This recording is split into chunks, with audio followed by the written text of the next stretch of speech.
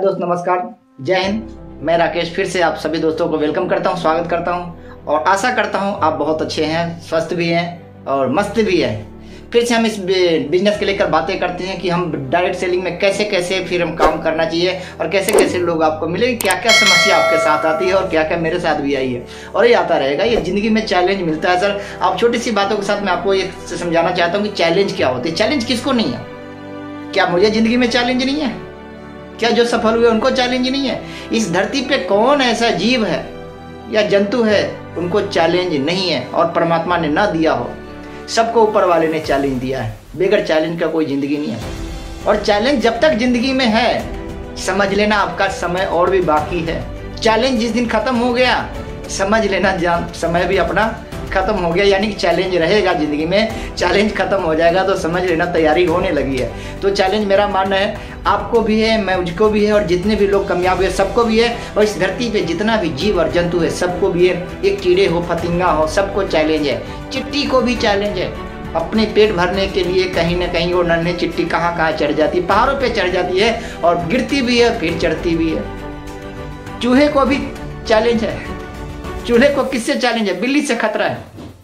यानी कि चैलेंज किसको नहीं है सर? देखा जाए सबको चैलेंज है। अपनी दिनचर्या को जीने के लिए, काटने के लिए सबको चैलेंज है। तो आप सफल होना चाहते हो, आप सपने को, मंजिल को प्राप्त करना चाहते हो, तो क्या आपको चैलेंज नहीं आएगा? सीखने की बातें एक से एक चीज से सीख सकते हैं। आपने कहीं ना कहीं देखा होगा महाभारत, क्या भगवान श्री कृष्ण को चैलेंज नहीं थे? दुनिया को बदलने के लिए, लोगों को बदलने के लिए कितनी बड़ी चैलेंज उसको हुआ। जैसे जन्म लिया, माताजी छूटे, पिताजी छूटे, दुश्मन तैयार थे, गोकुल छूटा, वृंदावन छूटा, ना जाने गोपियां छूटी, क्या क्या छूटा उनके जिंदगी से।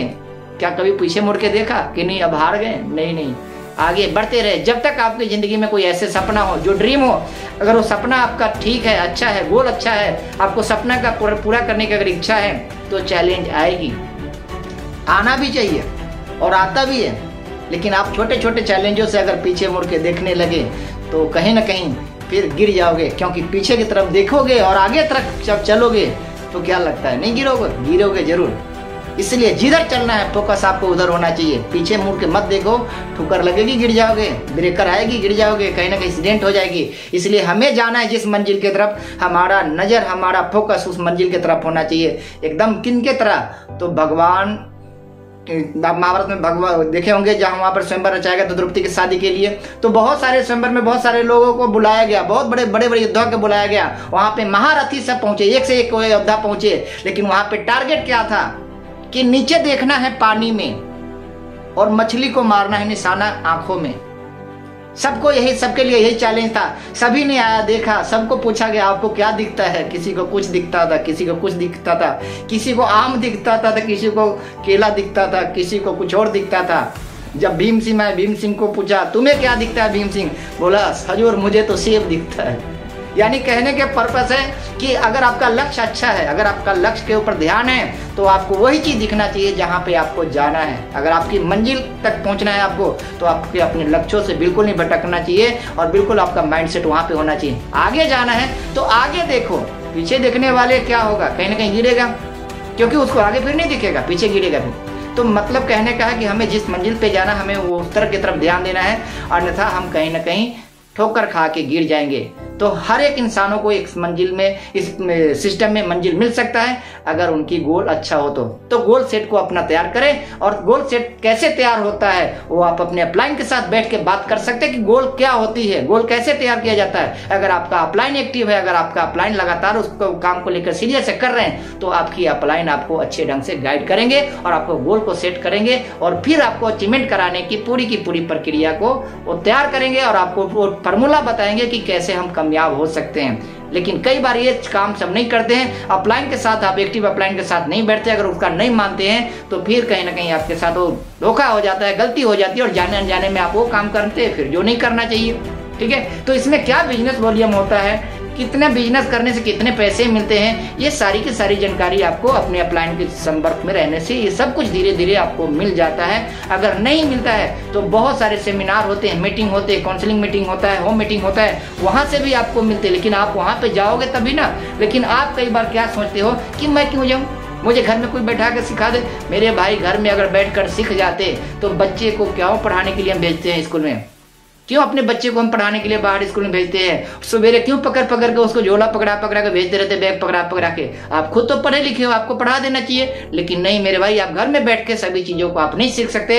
आपको अगर सीखना है तो आपको कहीं ना कहीं जैसे बच्चे को स्कूल में जाना पड़ता है वैसे आपको मीटिंग और सेमिनार में जाना पड़ेगा। आप चाहते हो कि मेरा अपलाइन घर में आके बैठा कर मुझे सिखा दे? इम्पॉसिबल। आप कभी ऐसा नहीं हो सकता, ये हो ही नहीं सकता, क्योंकि संगत का असर, संगत में है कहीं सब कुछ बदल सकता है। कहते खरबूजा को देख के खरबूजा का रंग बदलता है, तो लीडर को देख के आपका लीडर जैसा स्वभाव होगा।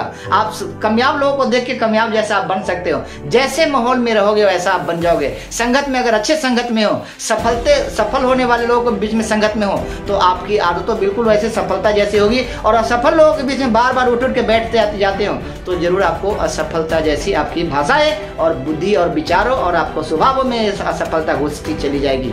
तो मेरा भाई, जब भी जिंदगी में अगर आपका कोई ऐसा गोल हो, अगर आपका अपना ऐसा सपना हो, तो अपने टारगेट पे ध्यान रखें, अपने मंजिल पे ध्यान रखें। मुड़ मुड़ को ना पीछे देखें। मुड़ के देखने वाले जिंदगी में आगे जाते नहीं है, और जो आगे जाने वाले कभी पीछे मुड़ के देखते नहीं है। अगर कोई गाड़ी चला रहे ड्राइवर, तो क्या देखेगा? जब आप गाड़ी को आप स्पीड में पकड़ाना चाहते हो, गाड़ी को आप सही रनिंग करके लेकर जाना चाहते हो, क्या करोगे? अपनी मुंडी के पीछे तरफ घुमाओगे? नहीं, आपको आगे की तरफ फोकस रखना चाहिए। आगे कहाँ ब्रेकर है, कहाँ पे हमें किसी को साइड देना है, लेफ्ट राइट सभी चीज को ध्यान देकर हुए आपको आगे की तरफ फोकस होना चाहिए। ठीक है, बहुत बहुत धन्यवाद, नमस्कार। हम सभी साथी से आशा करते हैं कि ये बातें आपको अच्छे तरीके से समझ में लगी होगी। और ये बातें मुझे भी जब से समझ में लगा, मैंने भी सिर्फ आगे की तरफ देखा, पीछे की तरफ नहीं देखा। जितने दिन तक मैंने पीछे की तरफ देखा वो समय मेरा खराब हुआ। और आपको बता दूं, दुख होगा ये बातों को सुनकर कि मैंने कितने समय खराब किया। तो 12 साल खराब किया। 12 साल में ना जाने लोग कहाँ कहाँ पहुंच गए, और मैं मुड़ मुड़ के आगे पीछे करता था। इसका नतीजा क्या मिला कि 12 साल तक मैं वहीं खड़ा रहा। और अगर आप भी ऐसे करते हो तो आपको भी नतीजा यही मिलेगा जो मुझे मिला है। तो आप चाहते हो कि जो इनको मिला है वो मुझे ना मिले, तो अपना फोकस कहाँ रखना है? अपने गोल के ऊपर, अपने टारगेट के ऊपर, अपने मंजिलों की तरफ। बहुत बहुत धन्यवाद। फिर मिलते हैं अगले वीडियो में। आशा करता हूँ इस वीडियो को लाइक करोगे, सब्सक्राइब करोगे, अपने दोस्तों, मित्रों, यारों, दोस्तों में या अपने टीम में फॉरवर्ड